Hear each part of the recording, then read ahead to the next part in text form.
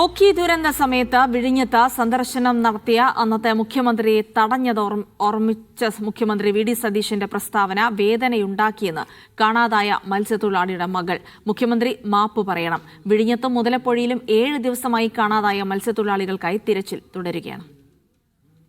മുഖ്യമന്ത്രിയുടെ വാക്കുകളാണ് തീരദേശത്ത് അതൃപ്തി പടർത്തിയത്. കടലിൽ പോയ അച്ഛൻ ജോൺ മത്യാസിനെ കാണാതെ 7 ദിവസമായി കഴിയുന്ന മകൾ ജിജി ജോൺ രൂക്ഷമായാണ് ഇതിനോട് പ്രതികരിച്ചത്.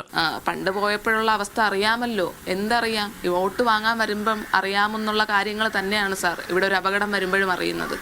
ഈ ഒരു കമ്മ്യൂണിറ്റിയെ ആക്ഷേപിച്ചതിന്റെ പേരിൽ അദ്ദേഹം മാപ്പ് പറയുക തന്നെ വേണം. ഇപ്പോൾ തിരച്ചിൽ തൃപ്തികരമാണെങ്കിലും ആദ്യ ദിവസങ്ങളിൽ അലംഭാവമുണ്ടായി.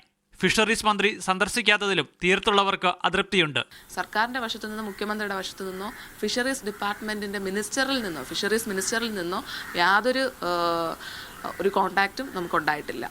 ജോണിനായി തിരച്ചിൽ സജീവമാണ്. മത്സ്യത്തൊഴിലാളികൾക്കൊപ്പം കോസ്റ്റ് ഗാർഡ് സംഘം തിരച്ചിലിനായി തിരിച്ചിട്ടുണ്ട്. മുതലപ്പൊഴിയിൽ കാണാതായ ഷിജിനെയും ഇതുവരെ കണ്ടെത്താനായിട്ടില്ല. രക്ഷാപ്രവർത്തനത്തിൽ വീഴ്ചയുണ്ടായെന്നും ഓഖി മാതൃകയിൽ പാക്കേജ് പ്രഖ്യാപിക്കണമെന്നും CPM സംസ്ഥാന സെക്രട്ടറി MV ഗോവിന്ദൻ ആവശ്യപ്പെട്ടു. ഓഖി ദുരന്ത കാലത്ത് ഉള്ളതുപോലെയുള്ളൊരു സഹായം ഇവർക്ക് നൽകാൻ സാധിക്കണം. 3 പേരെയാണ് ഇപ്പോൾ കേരളത്തിൽ കിട്ടാൻ ബാക്കിയുള്ളത്. ഒരാൾ ഇവിടെയാണ്, മറ്റൊരാൾ നീണ്ടകരയാണ്, മറ്റൊരാൾ ഇന്നലെ വിഴിഞ്ഞത്താണ്. ഈ 3 കുടുംബത്തിൻ്റെയും അവസ്ഥ ഇത് തന്നെയാണ്. MV ഗോവിന്ദൻ ഷിജിന്റെ 5 തെങ്ങിലെ വീട് സന്ദർശിച്ചു. മീഡിയ 1 തിരുവനന്തപുരം.